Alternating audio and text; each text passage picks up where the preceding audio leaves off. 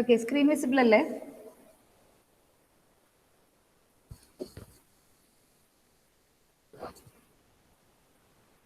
Screen കാണുന്നില്ലേ നിങ്ങൾ?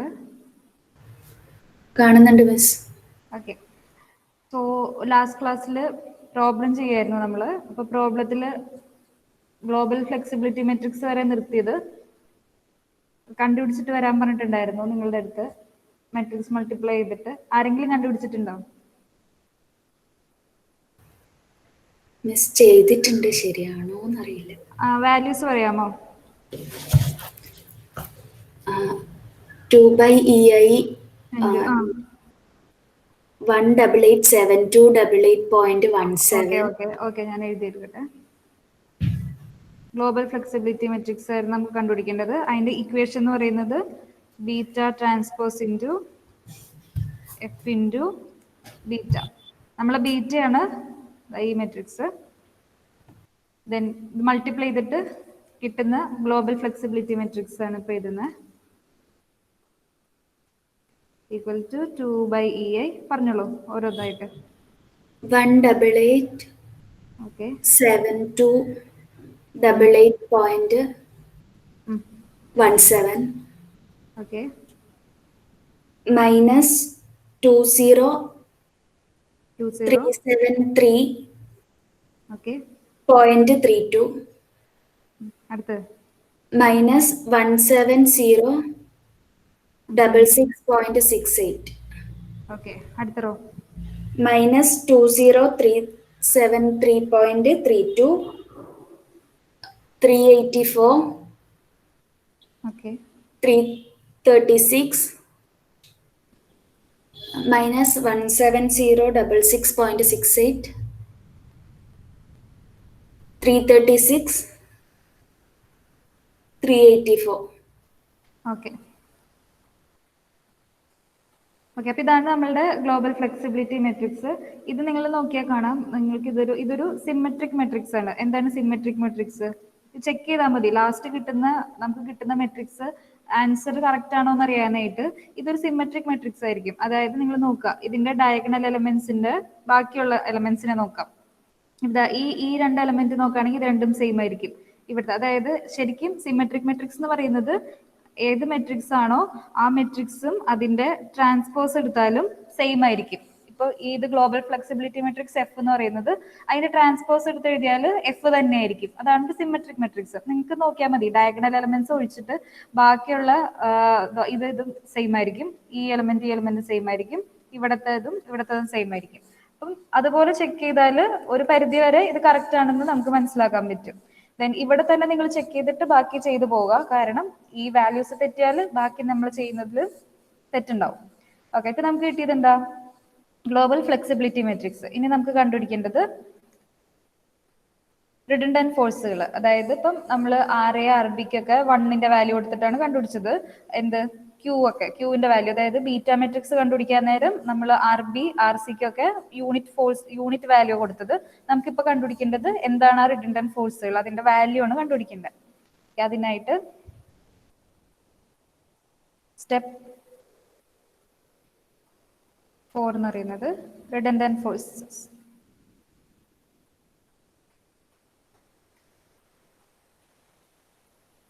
Redundant force കണ്ടുപിടിക്കാനായിട്ട് നമ്മൾ ഫ്ലെക്സിബിലിറ്റിയുടെ ഇക്വേഷൻ എടുത്തു. അതായത് flexibility into load equal to deflection. ഈ ഇക്വേഷനിൽ എഫ് എന്ന് പറയുന്നത് നമ്മുടെ global flexibility matrix, then P എന്ന് പറയുന്നത് നമ്മൾ കറസ്പോണ്ടിങ് ലോഡുകൾ, and delta is deflection. So നമുക്ക് കിട്ടിയിട്ടുള്ള ഫ്ലെക്സിബിലിറ്റി മെട്രിക്സ് എടുത്തെഴുതാം. 2/EI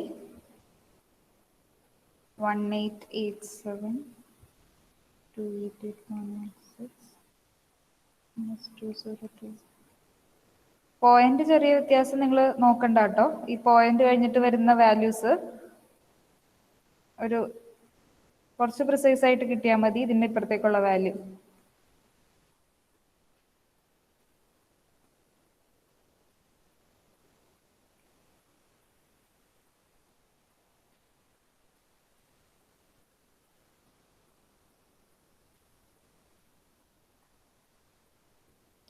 ഓക്കെ, ഇത് ഇൻറ്റു പി എന്ന് പറയുന്നത് ലോഡുകളാണ്. അതായത് നമ്മൾ ബീറ്റ കണ്ടുപിടിക്കാൻ നേരം കൊടുത്തിട്ടുള്ള ലോഡ്. അപ്പോൾ ഫസ്റ്റ് ലോഡ് എന്ന് പറയുന്നത് നമ്മൾ എക്സ്റ്റേണൽ ലോഡ് ആയിരുന്നു. എക്സ്റ്റേണൽ ലോഡ് നമ്മൾ എന്താണ് വാല്യൂ ഫുള്ളായിട്ട് കൊടുത്തിട്ടാണ് ബീറ്റ കണ്ടുപിടിച്ചത്. അപ്പോൾ നമ്മൾ പിന്നെ ലോഡ് കൊടുക്കുമ്പോൾ ലോഡിന്റെ വാല്യൂ 1 സബ്സ്റ്റിറ്റ്യൂട്ട് ചെയ്താൽ മതി. Then R B R C നമുക്ക് ഇവിടുന്ന് കണ്ടുപിടിക്കേണ്ടത് ആർ ബിയും ആർ സിയുടെ വാല്യൂ ആണ്. Equal to delta. ഡെൽറ്റ എന്ന് പറയുമ്പോൾ എന്താ നമുക്ക് ലോഡിന് കറസ്പോണ്ടിങ് ആയിട്ടുള്ള ഡിഫ്ലക്ഷൻ ഡെൽറ്റ എന്ന് കൊടുത്തു. ദെൻ ആർ ബിക്ക് ആർ സിക്കും കറസ്പോണ്ടിങ് ആയിട്ട് ഡിഫ്ലക്ഷൻ ഉണ്ടാവുന്നുണ്ടോ? ഇല്ല. കാരണം ആർ ബിയും ആർ സിയും സപ്പോർട്ട് റിയാക്ഷൻസ് ആണ്. സപ്പോർട്ടിൽ ഒരിക്കലും ഡിഫ്ലക്ഷൻ ഉണ്ടാവുന്നില്ല. So R B equal to R C equal to അവിടുത്തെ കറസ്പോണ്ടിങ് ആയിട്ടുള്ള ഡിഫ്ലക്ഷന്റെ വാല്യൂ 0. ഇനി ഈ മെട്രിക്സിൽ നിന്ന് നമുക്ക് എന്ത് കണ്ടുപിടിക്കാം? ആർ ബിയുടെ സോൾവ് ചെയ്ത് കഴിഞ്ഞിട്ട് ആർ ബിയുടെ ആർ സിയുടെ വാല്യൂ കണ്ടുപിടിക്കാം. അതിനായിട്ട് ഞാൻ സെക്കൻഡ് ആൻഡ് തേർഡ് റോ എടുക്കുകയാണ്. എന്നിട്ട് എഴുതാം. ഓക്കെ, ഇതിനെ നമുക്ക് മൾട്ടിപ്ലൈ ചെയ്തിട്ട് എഴുതാം 2/ei ഇൻറ്റു മൊത്തം ഇത് ഈ ഒരു സ്റ്റെപ്പ് നിങ്ങൾക്ക് വേണമെങ്കിൽ ഒഴിവാക്കാം. നിങ്ങൾക്ക് മനസ്സിലാകാൻ വേണ്ടി എഴുതുന്നത് എക്സാമിന് എഴുതുമ്പോൾ വേണമെങ്കിൽ ഈ ഒരു സ്റ്റെപ്പ് ഒഴിവാക്കിയിട്ട് ഡയറക്റ്റ്ലി ഇതിൽ നിന്ന് ആ ഇക്വേഷൻ മാത്രം എടുത്ത് എഴുതിയാൽ മതി. ഓക്കെ, ഞാനത് എളുപ്പമായിട്ട് എഴുതി വരാം.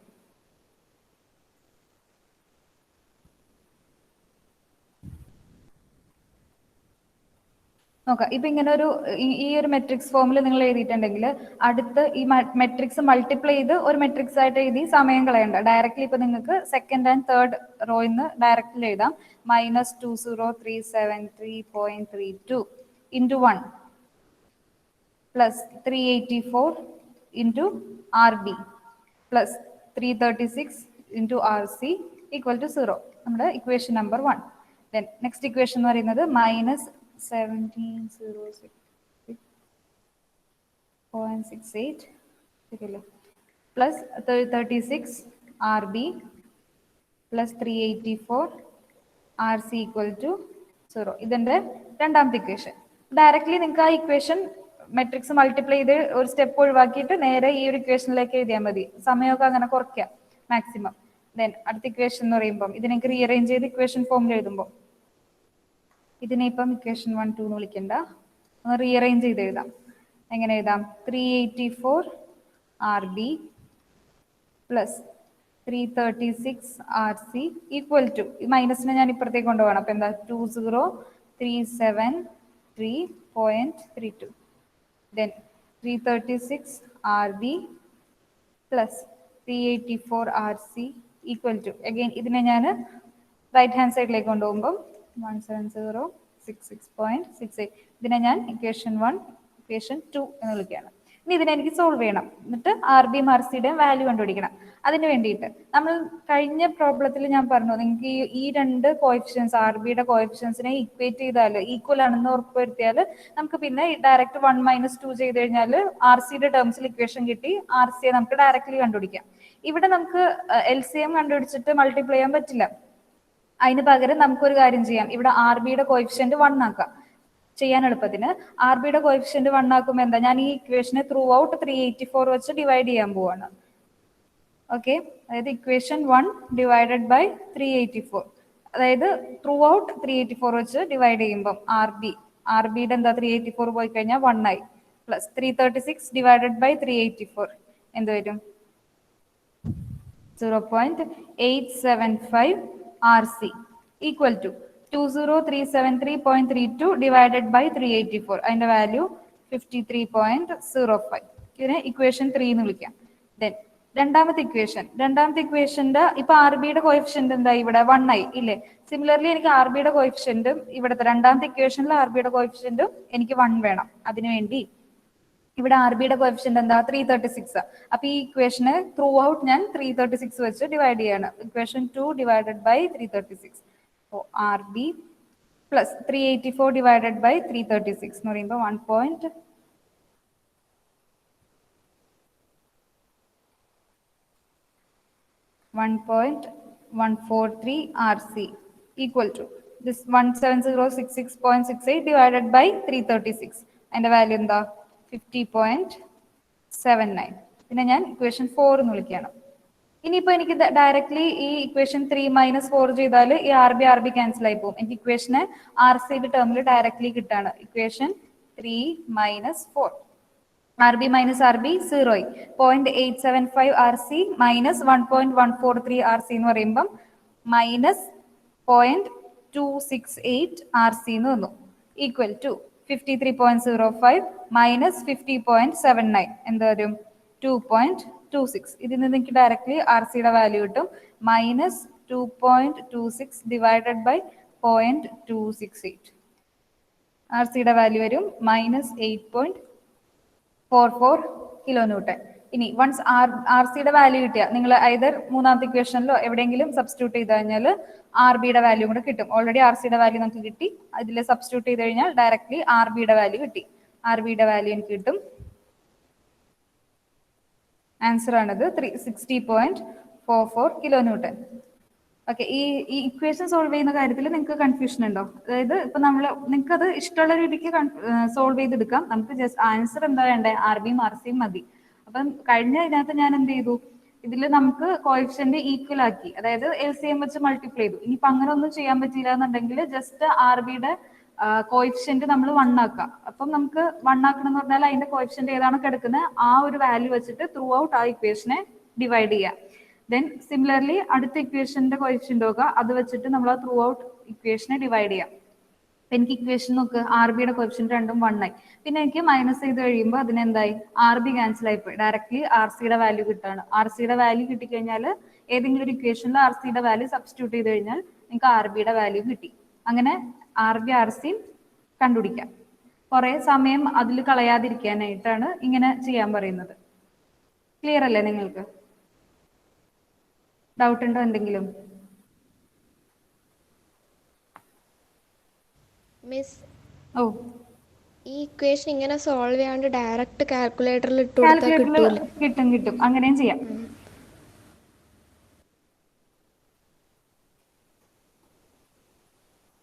ഓക്കെ, കാൽക്കുലേറ്ററിൽ ഇട്ട് സോൾവ് ചെയ്താൽ മതി.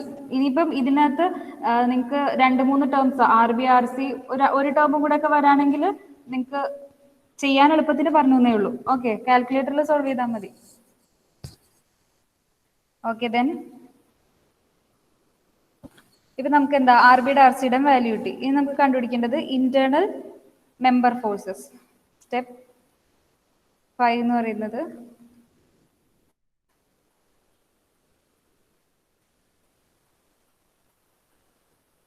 Internal member forces.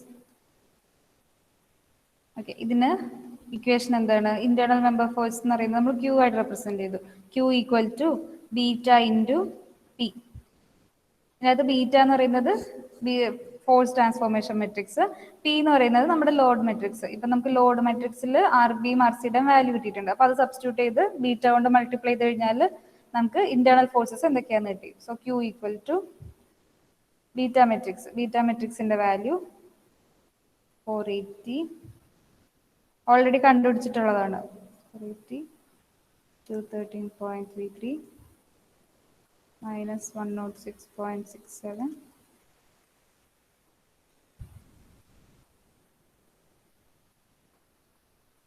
240 minus 240 then 0 8 8 4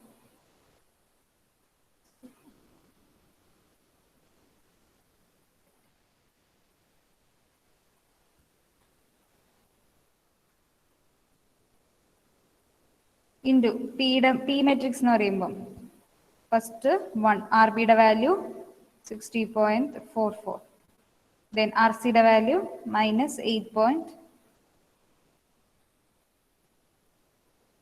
okay, Q matrix പറയാമോ മൾട്ടിപ്ലൈ ചെയ്തിട്ട്? ഇതെന്താണ്? 6/3 മെട്രിക്സ് ആണ്. ആൻഡ് എന്ന് പറയുന്നത് 3/1 മെട്രിക്സ് ആണ്. അപ്പൊ നമുക്ക് കിട്ടുന്ന റിസൾട്ടന്റ് മെട്രിക്സ് എന്ന് പറഞ്ഞാൽ ഒരു 6/1 മെട്രിക്സ് ആയിരിക്കും. ഓക്കെ, ഇത് മൾട്ടിപ്ലൈ ചെയ്തിട്ട് വാല്യൂ പറയാമോ?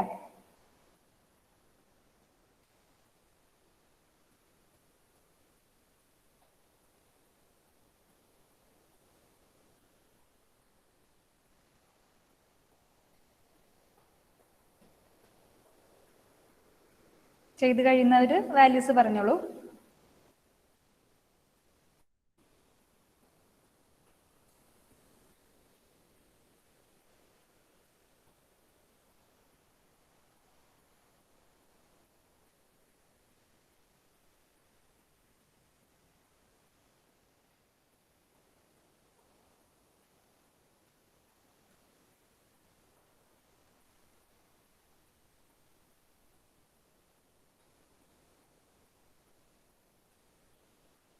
വേഗമാവട്ടെ.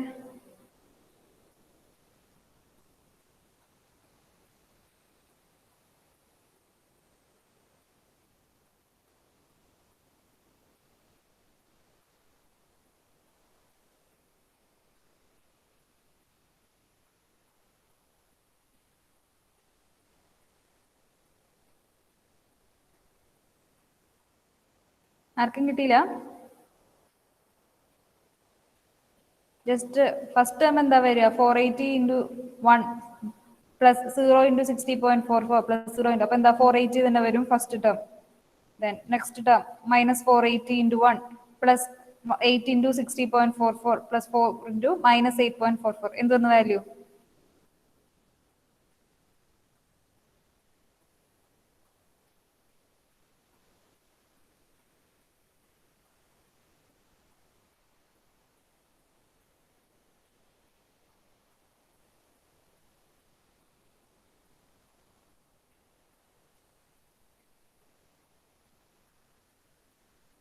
ചെയ്തവര് വാല്യൂസിന് കറക്ഷൻ ഉണ്ടെങ്കിൽ പറയാം. ഓക്കെ, ഇതാണ് അപ്പൊ നമ്മള് ക്യൂ മെട്രിക്സ്, അതായത് internal member forces. Okay, then once നമുക്ക് ഇന്റേണൽ മെമ്പർ ഫോഴ്സ് കിട്ടിക്കഴിഞ്ഞാൽ എന്ത് ചെയ്യണം? ഫൈനൽ മൊമെന്റ് കാണണം. ഫൈനൽ മൊമെന്റ് എന്ന് പറഞ്ഞാൽ internal member force plus fixed end moment ആണ്. സ്റ്റെപ്പ് 6 എന്ന് പറയുന്നത് ഫൈനൽ മൊമെന്റ്. ഫൈനൽ മൊമെന്റ് എന്ന് പറയുന്നത് എന്താണ്? നമുക്ക് കിട്ടിയിട്ടുള്ള internal member forces plus fixed end moment. Fixed end മൊമെന്റിന്റെ വാല്യൂസ് എന്തൊക്കെയായിരുന്നു? അപ്പൊ ക്യൂയുടെ വാല്യൂസ് നമുക്ക് കിട്ടി 480 minus 30.252 minus 236.4 67.57 minus 65.240 plus F എമ്മിന്റെ വാല്യൂ. ഫിക്സ്ഡ് എൻഡ് മൊമെന്റ്സ് നമുക്ക് ഓൾറെഡി നമ്മളുടെ ബീറ്റ മെട്രിക്സിന്റെ ഫസ്റ്റ് കോളത്തിന്റെ ഇൻവേഴ്സ് എടുത്താൽ മതി. അതായത് നമ്മൾ ബീറ്റ മെട്രിക്സ് കാണാൻ നേരം എന്താ ചെയ്തത്? ഫിക്സ്ഡ് എൻഡ് മൊമെന്റ് കണ്ടുപിടിച്ചിട്ട് അതിന്റെ ഓപ്പോസിറ്റ് സൈൻ എടുത്തിട്ടാണ് ബീറ്റ മെട്രിക്സിന്റെ ഫസ്റ്റ് കോളം കണ്ടത്. നിങ്ങൾക്ക് എളുപ്പത്തിന് ഇപ്പം ഇവിടെ ലാസ്റ്റ് ഫിക്സ്ഡ് എൻഡ് മൊമെന്റ് കാണാൻ നേരം ഇതിന്റെ ഓപ്പോസിറ്റ് സൈൻ എടുത്താൽ മതി. സൈൻ എടുക്കുമ്പോൾ എന്ത് വന്നാ?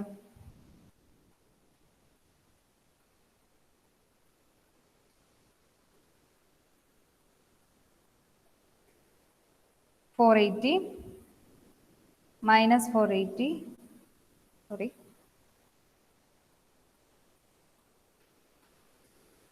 minus 480 ഇതിന്റെ opposite side. Okay, minus 213.33 106.67 minus 240 then add ചെയ്തിട്ട് എന്താണ് ഫൈനൽ മൊമെന്റ് എന്ന് പറയാം.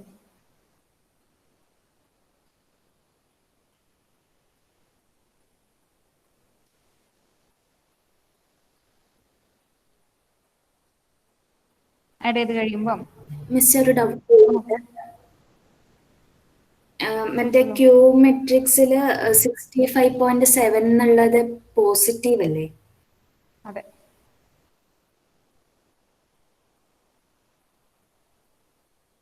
ഓക്കെ, ബാക്കിയെല്ലാം കറക്റ്റ് അല്ലേ?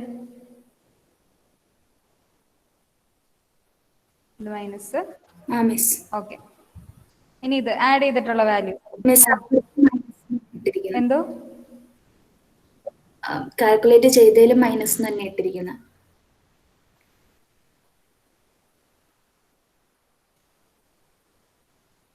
ഓക്കെ, ബാക്കി എല്ലാ വാല്യൂസും കറക്റ്റ് അല്ലേ? ഇനി ഇത് നമുക്ക് ആഡ് ചെയ്യാം, അതായത് ഫിക്സ്ഡ് എൻഡ് മൊമെന്റും ക്യൂ വാല്യൂസും കൂടെ ആഡ് ചെയ്തിട്ട് എഴുതാം. അപ്പൊ 480 ഫസ്റ്റ് ടേം എന്ത് വരും? 480 മൈനസ് 480 സീറോ വന്നു. ലാസ്റ്റ് ടേമോ മൈനസ് 240 പ്ലസ് 240 സീറോ വന്നു. ഇനി ഇത് ആഡ് ചെയ്തിട്ട് മൈനസ് 30.252 പ്ലസ് 480 എന്ത് വരും? 449.75. Then minus 236.4 minus 213.33 എന്ത് വരും? മൈനസ് 449.75. ദെൻ 67.57 പ്ലസ് 106.67 അപ്പം 174.22. വാല്യൂസ് ചേഞ്ച് ഉണ്ടെങ്കിൽ പറയാം. 65.7 മൈനസ് 240 അഗെയിൻ മൈനസ് 174.22.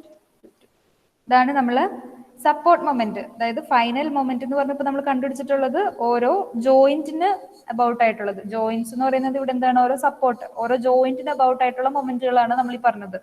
നമ്മൾ ഇന്റേണൽ മൊമെന്റ് അല്ലെങ്കിൽ കോർഡിനേറ്റ് മാർക്ക് ചെയ്തത് ഒരു മെമ്പറിന്റെ രണ്ട് എൻഡിലുള്ള മൊമെന്റ് ആയിട്ടാണ്. അപ്പൊ രണ്ട് എൻഡിൽ ഉണ്ടാവുന്ന മൊമെന്റ് എന്ന് പറഞ്ഞാൽ സപ്പോർട്ടിൽ ഉണ്ടാവുന്ന മൊമെന്റ് ആയിട്ട് നമുക്ക് കൺസിഡർ ചെയ്യണം.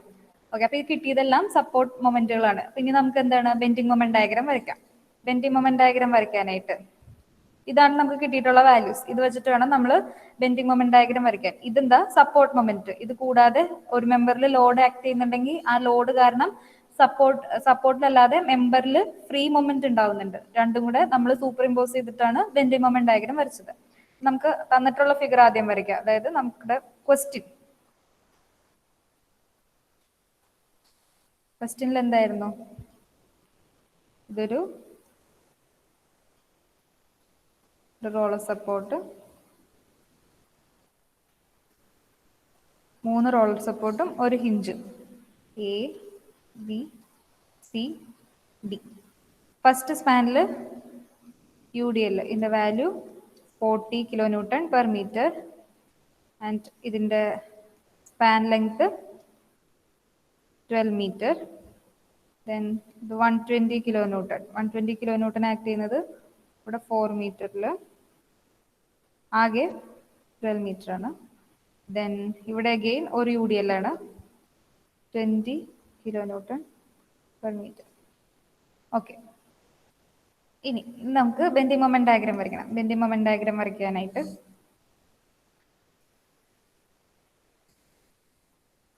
ആദ്യം നമുക്ക് കോർഡിനേറ്റ്സ് മാർക്ക് ചെയ്യാം. ഇപ്പൊ കിട്ടിയിട്ടുള്ളത് Q1, Q2, Q3, Q4, Q5 and Q6 അല്ലേ. അപ്പൊ അത് ഞാൻ മാർക്ക് ചെയ്യാൻ പോവാണ് ഇവിടെ. ഇവിടെ മാർക്ക് ചെയ്യുമ്പോൾ Q1 എന്ന് പറയുന്നത് എവിടത്തെയാ, എയിൽ മാർക്ക് ചെയ്തിട്ടുള്ള കോർഡിനേറ്റ് ആയിരുന്നു. എന്താ 0. അപ്പൊ ഞാൻ ഇവിടെ മാർക്ക് ചെയ്യേണ്ട കാര്യമില്ല. ദെൻ ബിയിൽ, അതായത് ഈ എ ബി എന്ന് പറയുന്ന മെമ്പറിന്റെ ലെഫ്റ്റ് എൻഡിലെ കോർഡിനേറ്റ് ആയിരുന്നു Q1 ആൻഡ് ബിയിൽ, അതായത് റൈറ്റ് എൻഡിലെ കോർഡിനേറ്റ് ആണ് 449.75. എന്താ ക്ലോക്ക് വൈസ് അല്ലേ, പോസിറ്റീവ് അല്ലേ. എന്താ ഈ ഡയറക്ഷനിൽ കൊടുക്കുകയാണ്. ഇതിന്റെ വാല്യൂ എന്താ 449.75. ആൻഡ് ബി സിയുടെ ലെഫ്റ്റ് എൻഡിൽ ഉണ്ടാകുന്ന കോർഡിനേറ്റ് ആണ് Q3 എന്ന് പറയുന്നത്. Q1, Q2, Q3, Q4, Q5 and Q6. അപ്പൊ Q3 എന്ന് പറയുന്നത് മൈനസ് ആണ്. മൈനസ് എന്ന് പറഞ്ഞാൽ ഇവിടുന്ന് ആന്റി ക്ലോക്ക് വൈസ് ഡയറക്ഷനിൽ. ഓക്കെ, ദെൻ സിയിൽ ആക്ട് ചെയ്യുന്നത് ബി സിയുടെ റൈറ്റ് എൻഡിൽ ഉണ്ടാവുന്ന കോർഡിനേറ്റ് ആണ് Q4. Q4 എന്താ പോസിറ്റീവ് ആണ്, അതായത് ക്ലോക്ക് വൈസ് മൊമെന്റ് ആണ്. ആൻഡ് അതിന്റെ വാല്യൂ 174.22. അഗെയിൻ സി ഡി എന്ന് പറയുന്ന മെമ്പറിന്റെ ലെഫ്റ്റ് എൻഡിലുള്ള കോർഡിനേറ്റ് ആണ് Q5, that is anti clock vice moment. ഞാൻ ആന്റി ക്ലോക്ക് വൈസ് ഡയറക്ഷൻ വരച്ചു. അഗെയിൻ Q at D, അതായത് Q6 എന്ന് പറയുന്നത് 0. അപ്പൊ അതിനെ മാർക്ക് ചെയ്യേണ്ട കാര്യമില്ല. ഇനി ഈ മൊമെന്റ് വെച്ചിട്ട് നമുക്ക് ബെൻഡിങ് മൊമെന്റ് ഡയഗ്രാം വരയ്ക്കാം. ബെൻഡിങ് മൊമെന്റ് ഡയഗ്രാം വരയ്ക്കാനായിട്ട് ആരുടെയോ മൈക്രോൺ ആണ്. ബിയിൽ എനിക്ക് ആദ്യത്തെ കോർഡിനേറ്റ് മാർക്ക് ചെയ്യാം, ഓർഡിനേറ്റ് മാർക്ക് ചെയ്യാം. ബിയിൽ എന്ന് പറയുന്നിടത്ത് മൊമെന്റ് ഒരു ക്ലോക്ക് വൈസ് മൊമെന്റ്. നിങ്ങളിപ്പോ എയിൽ 0 ആണ്, അപ്പൊ നമ്മൾ 0 എന്ന് പറയുമ്പോൾ ഓർഡിനേറ്റ് ഇല്ല, അവിടെ ഓർഡിനേറ്റ് 0. ദെൻ ഡിയിൽ മൊമെന്റ് എന്ന് പറയുമ്പോൾ ബിയുടെ ലെഫ്റ്റ് എൻഡില് ലെഫ്റ്റ് സൈഡിൽ ഉണ്ടാവുന്നത് ക്ലോക്ക് വൈസ് മൊമെന്റ്, അതിന്റെ വാല്യൂ ആണ് 449.75. അപ്പൊ എനിക്ക് അതിനെ ക്ലോക്ക് വൈസ് മൊമെന്റ് ആയിട്ട് മാർക്ക് ചെയ്യണം. അതായത് ലെഫ്റ്റിൽ നിന്ന് അബൌട്ട് ജോയിന്റിലേക്ക് ക്ലോക്ക് വൈസ് ഡയറക്ഷനിൽ ഇവിടുത്തെ ഓർഡിനേറ്റ് എന്ത് വരും 449.75. ദെൻ Q3 എന്ന് പറയുന്നത് എന്താ ആന്റി ക്ലോക്ക് വൈസ്. അപ്പൊ നമ്മൾ നോക്കുക ബി സി എന്ന് പറയുന്നതിന്റെ ലെഫ്റ്റ് എൻഡിൽ നിന്ന് നമ്മൾ ആന്റി ക്ലോക്ക് വൈസ് ഡയറക്ഷനിൽ വരയ്ക്കുമ്പോഴും ഇതെന്താണ് 449.75. അതായത് സപ്പോർട്ടിലെ മൊമെന്റ് ആണ് ഈ 449.75. അത് നമ്മൾ മെമ്പറിലെ അബൌട്ട് ആയിട്ട് നോക്കുമ്പോൾ മെമ്പറിന്റെ റൈറ്റ് എൻഡിൽ അതൊരു ക്ലോക്ക് വൈസ് മൊമെന്റും മെമ്പറിന്റെ ലെഫ്റ്റ് എൻഡിൽ അടുത്ത ബി സി എന്ന് പറയുന്നതിന്റെ ലെഫ്റ്റ് എൻഡിൽ അത് ഒരു ആന്റി ക്ലോക്ക് വൈസ് മൊമെന്റ് ആണ്. ബട്ട് അതെന്താണ് ആക്ച്വലി സപ്പോർട്ട് മൊമെന്റ് ആണ്, ഹോഗിങ് മൊമെന്റ് ആണ് ആക്ച്വലി. ഓക്കെ, ദെൻ സിയിൽ അബൌട്ട് ആയിട്ട് നോക്കുമ്പോൾ എന്താ 174.22. അത് ലെഫ്റ്റിൽ നിന്ന് വരയ്ക്കുമ്പോൾ ക്ലോക്ക് വൈസ്, റൈറ്റിൽ നിന്ന് വരയ്ക്കുമ്പോൾ ആന്റി ക്ലോക്ക് വൈസ്. രണ്ടിന്റെ വാല്യൂ എന്താണ് 174.22. അതിന് ഞാൻ ഓർഡിനേറ്റ് ആയിട്ട് വരച്ചു. Then moment at D 0. ഇനി എനിക്കിതിനെ കൂട്ടി വരച്ചാൽ നമ്മൾ സപ്പോർട്ട് മൊമെന്റുകൾ കിട്ടും.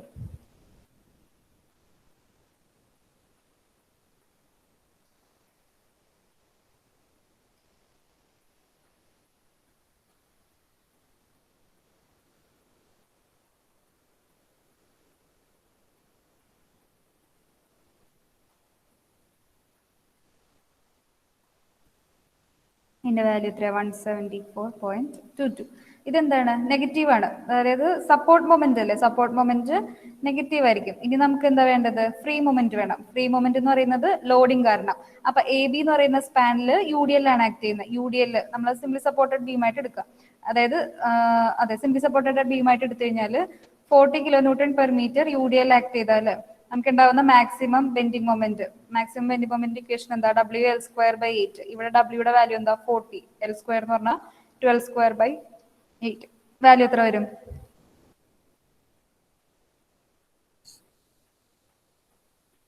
720 അല്ലേ?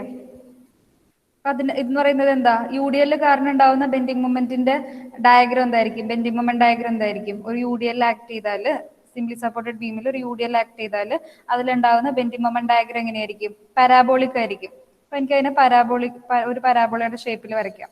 ആൻഡ് ഇതിന്റെ മാക്സിമം ഓർഡിനേറ്റ് എന്ന് പറയുന്നത് 720 ആയിരിക്കും. മിഡ് സ്പാൻ, അത് മിഡ് സ്പാനിലായിരിക്കും. സിമെട്രിക് ലോഡിംഗ് അല്ലേ? ദെൻ ബി സി എന്ന് പറയുന്നിടത്ത്, ബി സിയിൽ ബട്ട് സിമെട്രിക് അല്ല, ലോഡിംഗ് എന്ന് പറയുന്നത് ഒരു എക്സെൻട്രിസിറ്റിയിലാണ്. അതായത് 4 മീറ്റർ സ്പാനിലാണ്, 4 മീറ്റർ വിട്ടിട്ടാണ് point load 120 kilo newton act ചെയ്യുന്നത്. അപ്പൊ അവിടെ ഉണ്ടാവുന്ന ഫ്രീ മൊമെന്റിന്റെ ഇക്വേഷൻ എന്താണ്, WAB/L. ഒരു സിംപ്ലി സപ്പോർട്ടഡ് ബീമിന്റെ ലോഡ് ആക്ട് ചെയ്യുന്നതിന് അബൌട്ട് ആയിട്ട് വരുന്ന മാക്സിമം ബെൻഡിങ് മൊമെന്റ്. ഇത് എ, ഇത് ബി. ലോഡ് W ആണെങ്കിൽ ഇവിടെ ഉണ്ടാവുന്ന മാക്സിമം ബെൻഡിങ് മൊമെന്റ് എപ്പോഴും എവിടെയാണ്, ലോഡിന് കറസ്പോണ്ടിങ് ആയിട്ടായിരിക്കും maximum bending moment. Maximum bending മൊമെന്റിന്റെ value WAB/L. And bending moment diagram എങ്ങനെയായിരിക്കും? പോയിന്റ് ലോഡ് അല്ലേ, യൂണിഫോംലി ഡിസ്ട്രിബ്യൂട്ടഡ് ലോഡ് ആണെങ്കിൽ ബെൻഡിങ് മൊമെന്റ് ഡയഗ്രം എന്ന് പറയുന്നത് പാരാബോളിക് ആയിരിക്കും. പോയിന്റ് ലോഡ് ആക്ട് ചെയ്യുകയാണെങ്കിൽ ലീനിയർ ആയിരിക്കും. എല്ലാം പഠിച്ചിട്ടുള്ളതല്ലേ? അപ്പൊ ലീനിയർ ആവുമ്പോൾ ഞാൻ അതിന് WAB/L വാല്യൂ എത്ര വന്നു? WAB/L എന്ന് പറയുമ്പം 120 ഇൻറ്റു എയുടെ വാല്യൂ 4 ഇൻറ്റു 8 ഡിവൈഡഡ് ബൈ 12, 480 വന്നു. സോറി, 320 വന്നു. എനിക്ക് ഇതിനെ വരയ്ക്കാം.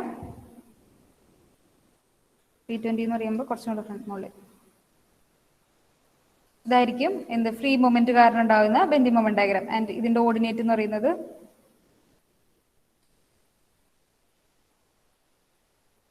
320. അഗെയിൻ സി ഡി എന്ന് പറയുന്നിടത്തും യു ഡി എൽ ആണ്. അപ്പൊ WL²/8. WL²/8 എന്ന് പറയുമ്പോൾ 20 ഇൻറ്റു 12²/8.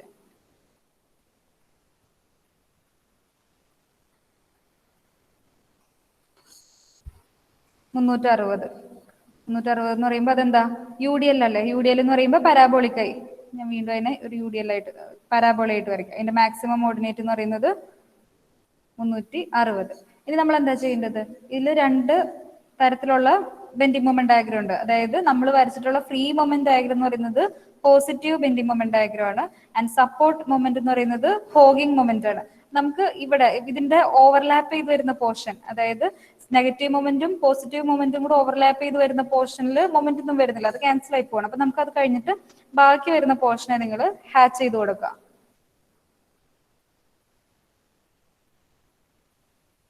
ഓവർലാപ്പ് ചെയ്ത് വരാതെ എക്സ്ട്രാ നിൽക്കുന്ന പോർഷന് ഹാച്ച് ചെയ്ത് കൊടുക്കുക.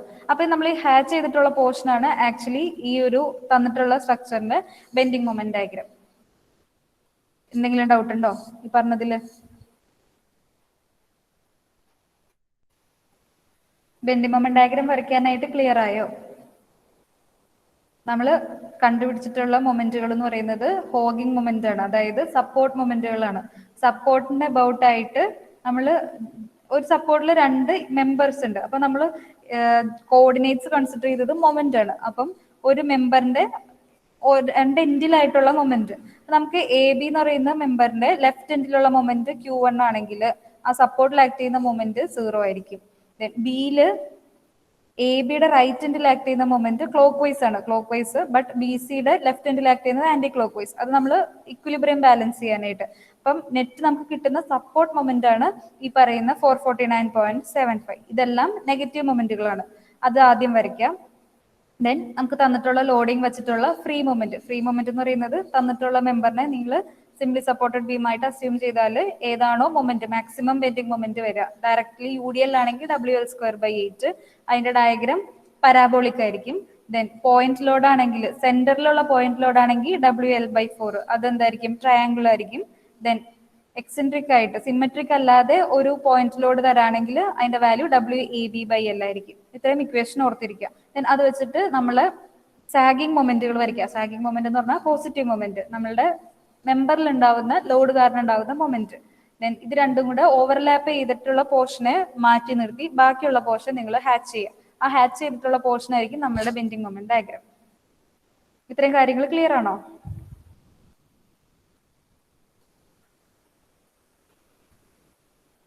ഡൗട്ട് ഉണ്ടോ ആർക്കെങ്കിലും?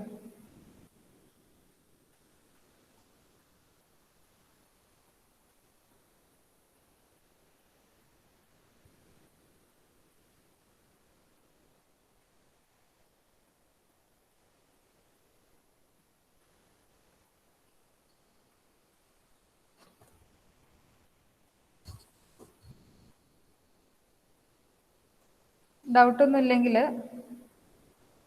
നമുക്ക് അടുത്ത ക്ലാസ്സിൽ റിജിഡ് ഫ്രെയിംസ്, ഇപ്പൊ നമ്മൾ പഠിച്ചത് ബീം അല്ലേ, കണ്ടിന്യൂസ് ബീംസിന്റെ കേസിലുണ്ടാവുന്ന ഫ്ലെക്സിബിലിറ്റി മെട്രിക്സ് യൂസ് ചെയ്തിട്ടുള്ള അനാലിസിസ് ആണ് ചെയ്തത്. ഇനി നമുക്ക് റിജിഡ് ഫ്രെയിംസ് വരുന്നുണ്ട്, ട്രസ് വരുന്നുണ്ട്. അപ്പൊ നെക്സ്റ്റ് ക്ലാസ്സിൽ നമുക്ക് റിജിഡ് ഫ്രെയിം കാരണം റിജിഡ് ജോയിന്റഡ് ഫ്രെയിമിൽ ഉണ്ടാവുന്ന bending moment diagram flexibility matrix use ചെയ്ത് സോൾവ് ചെയ്യുന്നത് പഠിക്കാം. ഇന്നെടുത്തത് എല്ലാവർക്കും ക്ലിയർ ആണോ?